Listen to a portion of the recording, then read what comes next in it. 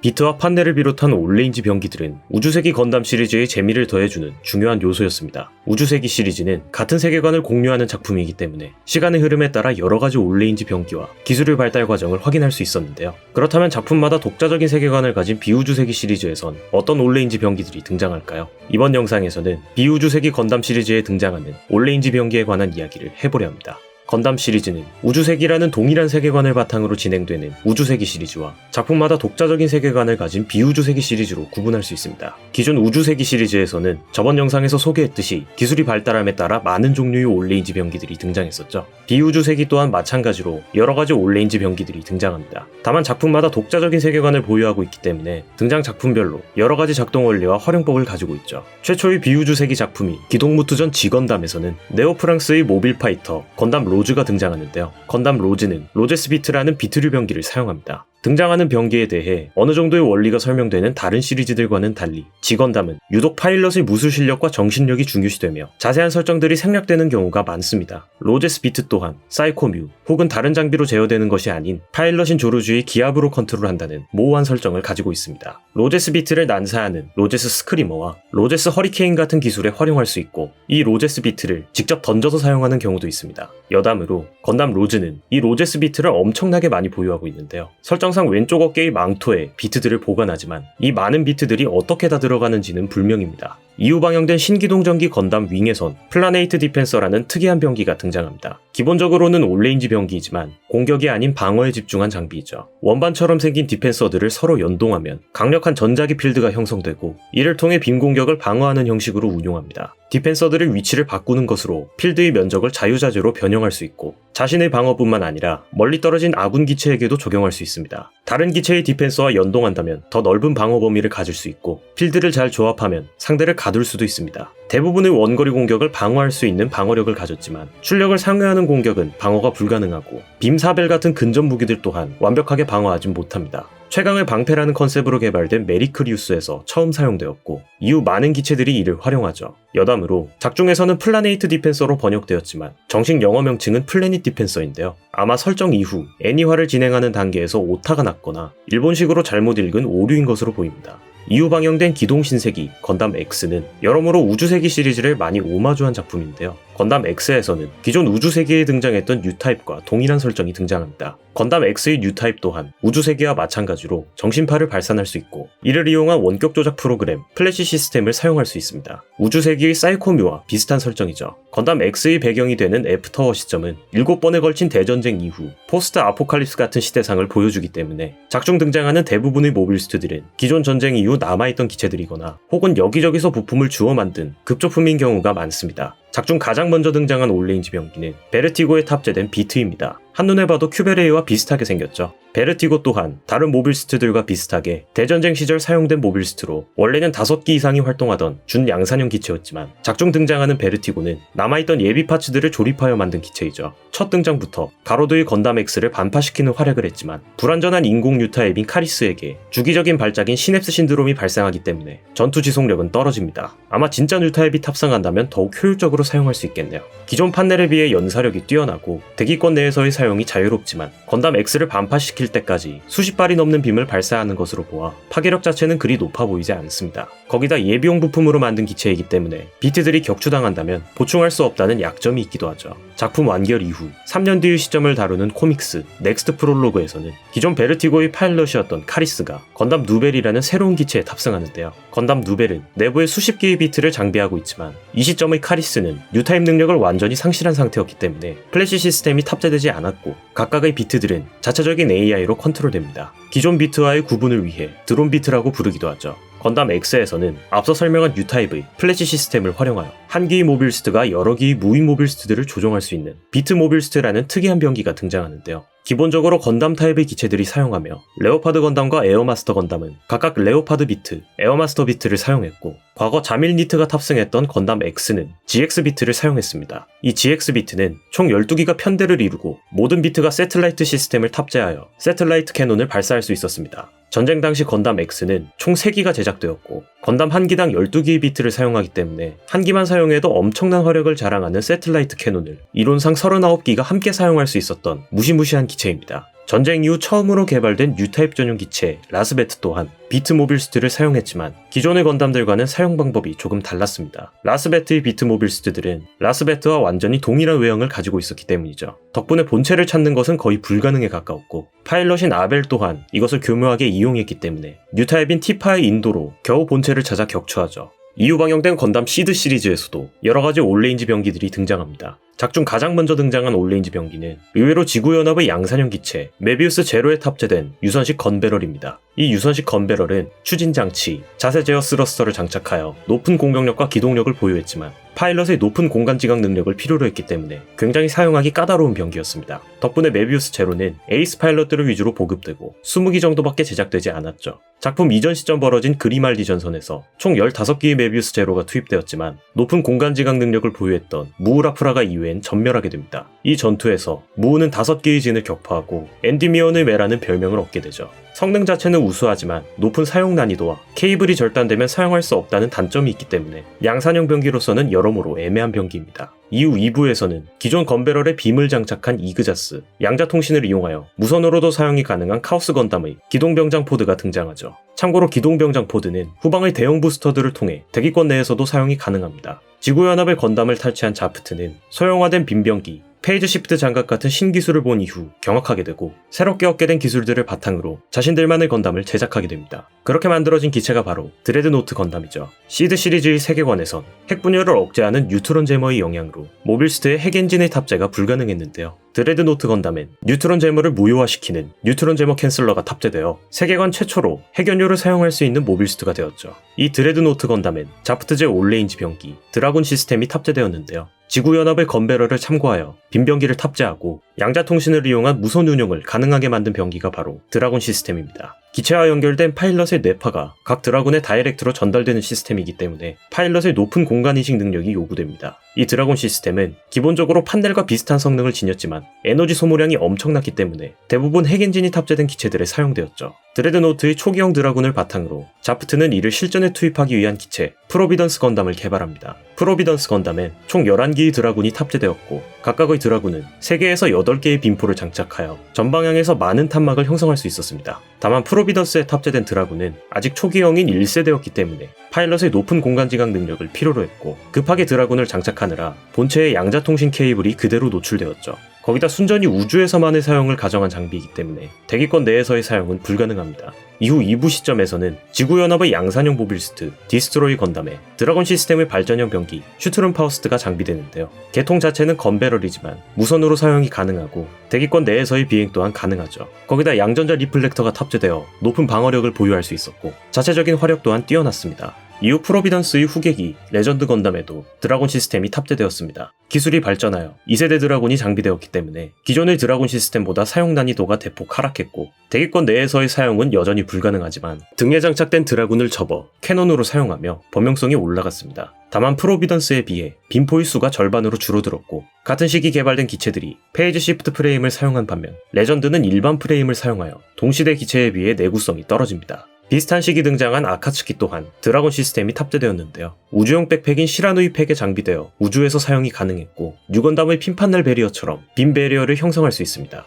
오브의 수장인 카가리를 위해 만들어진 기체이지만 1세대 드라곤 기술을 활용했기 때문에 공간 지각 능력이 없는 카가리는 사용할 수 없죠. 덕분에 우주에 올라간 이후부터는 무우라 프라가가 탑승하게 됩니다. 프리덤이 대파된 이후 키라에게 새롭게 지급된 스트라이크 프리덤에는 2세대 드라군의 개량형인 슈퍼 드라군이 탑재되었습니다. 슈퍼 드라군은 프리덤의 멀티로곤 시스템과 연동되어 순간적으로 많은 정보 처리량을 필요로 했기 때문에 사용 난이도가 2세대에 비해 대폭 상승했죠. 키라가 멀티로곤을 하는 장면은 컴퓨터가 자동으로 조준하는 것이 아닌 순간적으로 모든 적들을 인식하여 본인이 직접 조준하는 것입니다. 거기다 상대를 전투불능 상태로만 만드는 불살주의를 지향하며 조종석을 피해서 조준했기 때문에 슈퍼 코디네이터인 키라 이외의 파일럿은 다룰 수 없는 기체가 되었습니다. 스트라이크 프리덤은 스타게이저에 탑재되었던 부아티르 리미에르의 발전형인 고출력 스러스터가 탑재되었고 드라곤 시스템이 분리된 상태에서 높은 기동력을 보유할 수 있었지만 대기권 내에서는 드라군을 사용할 수 없기 때문에 오히려 드라곤 시스템으로 인해 기체 성능이 떨어지는 기묘한 장비이기도 합니다. 이런 설정을 신경 쓴 건지 프라모델 PG 버전에서는 드라군을 살짝 드러낸 하이맷이라는 기믹이 추가되기도 했죠. 이후 방영된 더브루 시리즈에선 판과 비트라는 올레인지 병기가 등장합니다. 팡과 비트는 기본적으로 AI가 탑재되어 있기 때문에 파일럿이 직접 조종하지 않아도 자율적인 움직임을 보여주지만 파일럿이 뇌양자파를 통해 직접 조종한다면 더 효율적인 움직임을 가질 수 있죠. 더불어 세계관 최초의 올레인지 병기는 건담 라지에이를 추가 장비 GN 셰퍼에 탑재된 프로토비트입니다. 프로토비트는 내부의 컨덴서의 GN 입자를 저장하여 사용하는 병기였고 GN 셰퍼가 여러 대 결합하면 사용할 수 있는 비트의 숫자도 늘어납니다. 원격 조작 병기를 시험하기 위한 프로토타입이지만 이 기체에서 얻은 데이터는 훗날 더블호라이저를 제작할 때 사용되게 됩니다. 프로토비트가 작중 최초의 올레인지 병기라면 스론의 쯔바이에 탑재된 팡은 최초로 실전에 투입된 병기입니다. 스론의 쯔바이는 양쪽의 스커트에 총 8개의 팡을 장비하고 있습니다. 이 팡들은 고속으로 이동하며 모든 방향에서 빔 공격을 가할 수 있고 전면에 빔사배를 형성하여 충돌하는 형식으로도 사용할 수 있습니다. 다만 각국의 에이스 파일럿들이 금방 적응하는 것을 보면 성능 자체는 그렇게 높지 않아 보입니다. 기본적으로 GN 입자가 동력원이기 때문에 대기권 내부에서의 사용이 가능하고 어느 정도 사용한 이후엔 스커트에 다시 수납하여 충전을 해야 합니다. 이후 코너의 모비라머, 알바토르에도 탑재되었고 2부 시점에서는 쯔바이 후계기인 아르케 건담의 팡의 발전형이 탑재됩니다. 이후 등장한 팡들은 기존의 간단한 형식에서 여러가지 기능이 추가되어 등장하는데요. 어로우즈의 모비라머, 레그넌트에 탑재된 팡은 기본적으로 근접 공격이 가능한 클로로서 역할을 수행하지만 이 클로들이 사출되어 올레인지 공격을 가할 수 있습니다. 근접 공격을 상정하고 만들어진 병기이기 때문에 기존의 팡보다 내구성도 뛰어나죠. 더불어의 데이터를 훔쳐서 제작된 리본즈 건담엔 핀팡이라는 병기가 장비됩니다. 이름부터가 핀판넬과 비슷하고 리본즈의 성우가 아무로의 성우와 동일한 후루야 토우루이기 때문에 뉴건담의 오마주라고 볼 수 있습니다. 소형과 대형으로 나뉘며 총 12개의 팡이 탑재되고 대형 팡은 캐논 모드일 때 주포로 사용되기도 하는 등 화력이 크게 상승했으며 범용성도 올라갔죠. 이후 극장판에서는 레그넌트의 기술을 바탕으로 개발된 이노베이터 전용기 가데라자가 등장합니다. 가데라자는 14개의 대형 팡에서 각각 10개의 소형 팡이 사출되는 게마르크와 비슷한 공격 방식을 가지고 있었는데요. 총 154개의 팡을 사용하기 때문에 작중 언급에 따르면 모빌스트 5개 소대 이상의 화력을 지니고 있다 합니다. 거기다 이노베이터 전용 기체이기 때문에 파일럿의 뇌양자파와 연동되어 각각의 팡들은 더욱 효과적으로 컨트롤될 수 있었죠. 다만 이노베이터가 아니면 다루기 힘든 기체이고 워낙 대량의 팡을 장비하고 있기 때문에 302m라는 어마어마한 크기를 가지게 되어 민첩한 운동은 불가능합니다. 라지엘에 탑재된 프로토비트를 계승하여 솔레스탈 비잉이 정식으로 개발한 올레인지 병기는 켈딤에 탑재된 실드비트입니다. 실드비트는 기존 방어용 기술인 GN필드와는 다르게 각각의 비트들이 유기적으로 이동하고 결합하며 상대의 공격을 방어하기 위해 만들어진 병기입니다. 표면에 GN필드가 전개되며 비트 하나하나가 뛰어난 방어력을 가지고 있고 꼬리에 탑재된 태양로에서 직접 GN 입자를 공급받습니다. 일반적으로는 방어용으로 사용되지만 자체적인 빔 공격이 가능하고 4개의 비트가 합체하여 강력한 화력을 발휘하는 어설트 모드로 사용할 수도 있죠. 각 비트들은 내부의 하로에 의해 컨트롤되기 때문에 파일럿의 컨트롤은 전혀 필요하지 않습니다. 켈딤은 저격용으로 제작된 기체이기 때문에 실드비트는 공격보단 방어용으로 많이 쓰이게 되는데요. 이후 최종전에서 부족한 화력을 보완하기 위해 라이플비트라는 추가 장비가 등장합니다. 하지만 작중에선 아르케의 팡을 상대로 모두 충돌하며 제대로 된 화력을 보여주진 못했죠. 이런 아쉬움은 극장판에 등장한 후계기 사바냐에서 해소됩니다. 사바냐는 기존의 저격이라는 컨셉을 버리고 난사전을 위해 제작된 건담입니다. 사바냐에 탑재된 14개의 홀스터 비트는 기본적으로는 실드 비트와 동일하게 방어용으로 사용되지만 각 비트들이 합체하여 엄청난 화력의 빔을 발사할 수 있죠. 거기다 홀스터라는 이름에 걸맞게 내부에 라이플 비트를 탑재하고 있습니다. 콘덴서 기술이 발전하여 사용시간이 획기적으로 길어졌고 사바냐 주위에 전개되어 공수 양면으로 엄청난 활약을 하죠. 각 비트들을 전개한 이후엔 프리덤과 비슷한 멀티로곤을 활용하여 전방에 엄청난 양의 공격을 난사할 수 있습니다. 컨트롤해야 하는 비트의 양이 많아졌기 때문에 이를 제어하기 위한 하로가 추가되었죠. 참고로 각 라이플 비트는 사바냐가 직접 라이플로 사용할 수도 있습니다. 같은 시기 등장한 하루트엔 시저비트라는 병기가 탑재되었습니다. 이름에 걸맞게 가위와 비슷하게 생긴 모습을 하고 있고 워낙 고속으로 이동하다 보니 움직임이 거의 보이지 않지만 소형 에르스들을 잘라버리는 등 많은 활약을 하죠. 이 시저비트의 칼날은 상시 GN필드를 발동하며 고열을 발생시키기 때문에 에르스와 직접 접촉하더라도 침식이 이루어지지 않습니다. 거기다 파일럿이 초인병인 알렐루야와 필리스이기 때문에 뇌양자파를 이용해 컨트롤하고 눈이 6개가 되는 마루트 모드를 발동시키면 3개의 OS를 동시에 운용할 수 있어 시저비트의 컨트롤 속도가 비약적으로 상승합니다. 베다와 융합된 티에리아는 자체적인 활동을 위해 독자적인 건담인 라파엘 건담을 개발합니다. 이 라파엘 건담엔 GN 클로라는 새로운 형식의 올레인지 병기가 탑재됩니다. 강력한 빔포를 발사할 수 있으며 클로를 통해 침식된 세츠나를 구출한 적도 있죠. 다른 병기들과는 다르게 각 클로에 태양로가 탑재되어 있기 때문에 압도적인 화력과 활동 시간을 가지고 있습니다. 덕분에 등장 시간은 짧지만 화끈한 활약상을 보여주죠. 순수종 이노베이터가 된 세츠나가 대화를 위해 만든 기체인 더브로 퀀터에는 소드비트라는 병기가 탑재됩니다. 대화를 위해 만들어진 기체이지만 아이러니하게도 성능은 그렇지 않았는데요. 각 소드 비트들은 시저 비트에 사용된 재질과 동일한 칼날을 가지고 빠른 속도로 적들을 베어버리며 원형으로 모인다면 강력한 방어력을 지닌 GN 필드를 형성할 수 있습니다. 거기다 각 비트들과 소드를 합체하여 버스터 소드, 버스터 라이플 모드로 활용이 가능합니다. 버스터 소드를 사용하는 장면은 나오지 않았지만 버스터 라이플은 3000km에 달하는 거대한 빔을 발사하여 에르스들을 쓸어버리죠. 이 소드 비트들은 GN 필드와 비슷하게 원형으로 전개되어 양자 점프를 가능하게 해주고 각 비트에는 손잡이가 부착되어 단검처럼 활용할 수도 있죠. 여담으로 퀀터의 추가 장비인 풀세이버는 세츠나가 떠나버리는 바람에 등장하지 않았지만 외전에서 밝혀지길 풀세이버 장비를 아깝게 생각한 셰릴린 하이드가 시뮬레이션을 돌려본 결과 풀세이버를 장착한 퀀터가 일주일에 걸쳐 단독으로 모든 에르스들을 전멸시킬 수도 있었다는 괴담이 있기도 합니다. 다른 의미로 훌륭한 대화수단이긴 하네요. 이후 방영된 에이지에선 뉴타입과 비슷한 강화인간 엑스라운더라는 설정이 등장합니다. 엑스라운더는 일종의 예지 능력과 공명을 통한 텔레파시 능력을 보유하고 있고 이 능력을 활용하여 올레인지 병기들을 사용할 수 있죠. 작중 가장 먼저 등장한 올레인지 병기는 베이건의 모빌스트, 파르시아의 비트입니다. 원격으로 조작되는 5개의 비트는 판넬과 비슷한 활용도를 가지고 여러 개가 모여 강력한 빔을 발사할 수 있습니다. 무인으로도 운용이 가능한 기체이지만 기체 내부에 엑스라운더인 유린이 탑재되어 있었습니다. 탑승이 아닌 탑재라고 하는 이유는 이 기체가 엑스라운더의 의지와는 상관없이 그들의 능력을 사용하여 공명 능력을 증폭시키는 기체이기 때문이죠. 덕분에 주인공인 플리트는 파르시아를 공격할 수 없어 속수무책으로 당하게 됩니다. 이후 3부 시점에서는 파르시아의 발전형인 폰 파르시아가 등장하기도 하죠.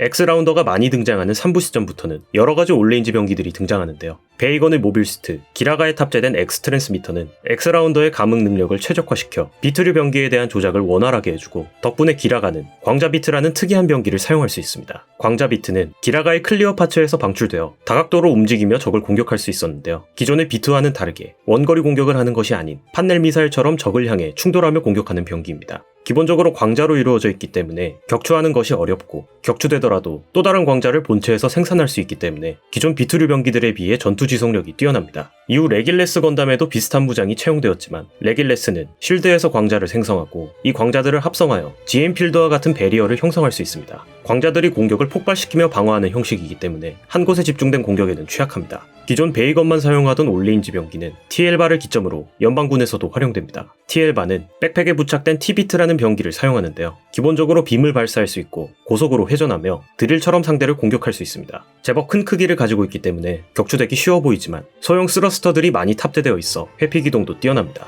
레길레스에게 파괴된 에이지3는 이후 에이지 FX라는 궁극의 건담으로 재탄생됩니다. 에이지 FX에는 전신에 C판넬이라는 올레인지 병기들이 탑재되었습니다. 키오의 반응 속도를 따라가지 못한 에이지3의 단점을 보완하기 위해 엑스라운더의 능력을 더욱 반영한 개조가 이루어졌고 덕분에 C판넬은 키오의 의지에 따라 높은 기동성을 가지게 되었죠. 더불어 퀀터의 소드비트처럼 판넬을 충돌시키는 형식으로 공격하지만 판넬들을 고속으로 회전시키며 베리어를 형성할 수도 있습니다. 이 베리어를 접근전에서 활용하거나 자신의 빔 혹은 적의 빔을 흡수하여 베리어를 더욱 확장시킬 수도 있죠. 종전 이후에는 원거리 공격용 A판넬을 장비한 A판넬 장착형이 개발되었고 설정상 FX의 장비 중 가장 많은 활약상을 보인 기체라고 합니다. 이후 방영된 철혈의 오펀스는 빈병기가 거의 등장하지 않는 특이한 작품인데요. 오펀스의 세계관은 액제전이라는 대전쟁 이후 많은 기록과 기술들이 소실된 시점이고 빈병기 또한 그때 소실된 기술 중 하나이죠. 거기다 작중 활용되는 나노라미네이트 아머는 빈병기에 엄청난 내성을 가지고 있기 때문에 오펀스에 등장하는 모빌스트들은 실탄병기 혹은 냉병기를 위주로 전투를 펼친다는 특이한 설정을 가지고 있습니다. 이런 세계관이기 때문에 올레인지 병기가 등장하지 않을 것 같지만 발바토스의 최종 형태인 루프스 렉스에는 테일블레이드라는 올레인지 병기가 탑재됩니다. 하슈말에 탑재되어 있던 테일블레이드를 개조하여 만든 장비로 작중 시점에서는 새로 만드는 것이 불가능한 유실된 기술이죠.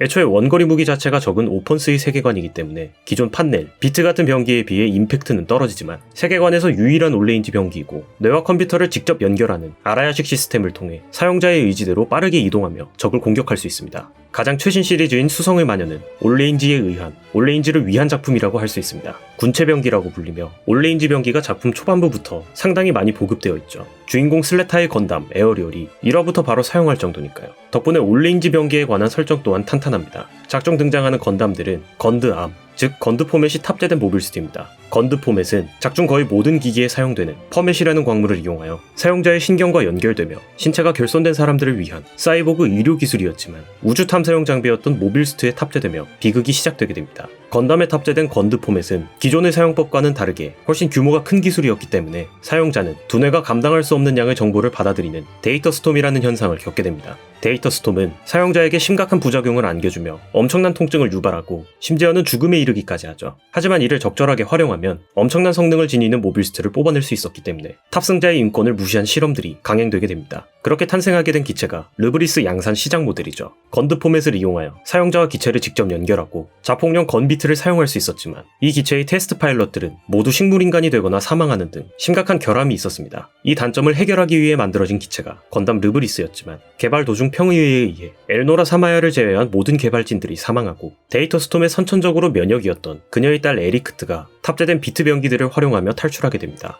이후 등장하여 주인공인 슬레타가 탑승하게 되는 건담 에어리얼은 르브리스를 개조하여 만들어진 기체이기 때문에 전체적인 무장과 생김새 또한 비슷합니다. 에어리얼엔 에스커천이라는 공방일체의 올레인지 병기가 탑재됩니다. 더불어 퀀터처럼 11개의 비트 스테이블을 이용해 실드 혹은 라이플로 활용할 수 있고 각 비트들은 빔 공격을 방어하는 필드를 형성할 수 있으며 자체적인 공격력 또한 가지고 있죠. 또한 평상시엔 기체에 장착된 채로 보조 추진기의 역할도 겸할 수 있습니다. 건드 포맷이 탑재된 기체이기 때문에 사용자는 막대한 데이터 스톰을 겪게 되지만 주 탑승자인 슬레타에게는 데이터 스톰 현상이 일어나지 않는데요. 작중 슬레타는 에어리얼과 비트들을 마치 가족처럼 여기며 대화를 하는 듯한 모습이 비춰집니다. 사실 에어리얼엔 데이터 스톰의 면역이었던 에리크트의 정신이 탑재되었고 슬레타가 받아야 할 데이터 스톰을 에리크트의 정신이 대신 받아준 것이었죠. 슬레타와 에어리얼이 대화하는 장면을 보면 알 수 없는 공간에 여러 명의 에리크트들이 등장합니다. 이는 에어리얼에 탑재된 11개의 비트들에도 각각 에리크트의 클론들의 정신이 탑재되었기 때문이죠. 그러니까 에어리얼은 한 개의 기체에 총 12명의 정신이 들어간 기체인 것입니다. 각각의 비트들이 자유의지를 가지고 있기 때문에 다른 기체에게 양도하는 것 또한 가능합니다. 에어리얼을 포함한 건드 포맷이 탑재된 기체들은 퍼맷 스코어라는 여러 단계를 거치며 점점 성능이 올라갑니다. 하지만 일반인들은 3단계, 작중 등장하는 강화인류인 강화인사들은 5단계 정도를 버티는 것이 한계이죠. 3단계부터 비트의 제어가 가능하고 6단계부터는 퍼맷을 사용한 기기들을 통제할 수 있으며 8단계 이상부터는 에어리얼에 탑재된 에리크트가 기체를 통제할 수 있죠. 건드 포맷이 탑재된 기체들은 명목상 금지되어 왔지만 그 계보는 비밀리에 이어져 왔습니다. 르브리스 양산 시작 모델을 바탕으로 르브리스 울, 르브리스 손이 개발되었고 이 기체들에는 건드 포맷을 위한 강화 인사들이 탑승합니다. 비트 스테이브는 탑재되어 있지 않지만 건드 볼바라는 GX 비트와 비슷한 무인기를 조종할 수 있습니다. 에어리얼 또한 건드 노드라는 무인기를 조종할 수 있는데요. 초대형 퍼맷 구조물 콰이어트 제로와 도킹한 에어리얼은 이 건드 노드를 수십 기 이상 조종하며 우주 이외 함대를 일방적으로 격파합니다. 작중 등장하는 또 다른 건담 파렉트엔 기존 공격용으로 사용되던 비트가 특이한 형식으로 사용되는데요. 파렉트에 탑재된 12개의 코락스는 상대 기체를 일시적으로 마비시키는 스턴빔을 발사할 수 있습니다. 이 장비 또한 건드 포맷으로 작동하는 것이기 때문에 강화 인사인 엘란이 탑승하죠. 이러한 건드 포맷을 탑재한 기체들을 상대하기 위해 도미니코스의 베기르 배우에는 논키네틱 포드라는 병기가 탑재됩니다. 백팩에 장착된 유선형 장비로 안티도트라는 기술을 활용하여 일시적으로 건드 포맷의 링크를 끊어버릴 수 있죠. 여기에 해당한 건드 포맷 기체들은 기체가 일시적으로 정지됩니다. 우주세기에 등장한 로젠줄루의 사이코제머와 비슷한 병기이죠. 건드 포맷은 굉장히 효율적인 장비이지만 파일럿의 생명을 위협한다는 점에서 전투 지속력은 떨어졌는데요. 덕분에 건드 포맷을 활용하지 않는 새로운 올레인지 병기의 개발이 진행됩니다. 제타크사에서 제작한 모빌스트 다릴 바르데에는 AI가 탑재된 드론 기술을 사용한 이시와라와 암비카가 장비됩니다. 어깨에 부착된 암비카라는 방어용 드론과 빔사벨을 발산하며 전방위 접근 공격을 할 수 있는 이슈와라라는 공격용 드론이 탑재되죠. 처음엔 AI 자체 조종 시스템을 사용하여 운동 성능이 떨어졌지만 이후 파일럿이 직접 조종하되 AI가 이를 보조하는 형식으로 교체되며 건담의 비트와 대등한 성능을 가지게 되었죠. 작중 가장 최근 개발된 건담 슈바르 제트는 제타크사에서 개발하여 다릴바르데와 같은 드론 병기가 탑재될 예정이었지만 조종 계통에 문제가 생겨 결국 건드 포맷을 탑재하게 됩니다. 에어리얼의 에스커천을 참고하여 가디언이라는 6개의 비트 스테이브가 장비되고 이 비트들은 대검에서 분리되어 빔 게틀링, 빔 실드 등을 사용하며 공방일체로 위협적인 성능을 보여주죠. 참고로 이 비트들을 그대로 잡고 휘두르며 둔기로 사용할 수도 있습니다. 오늘의 영상은 여기까지입니다. 영상 좋아요와 채널 구독, 후원은 제게 큰 힘이 됩니다. 시청해주셔서 감사합니다.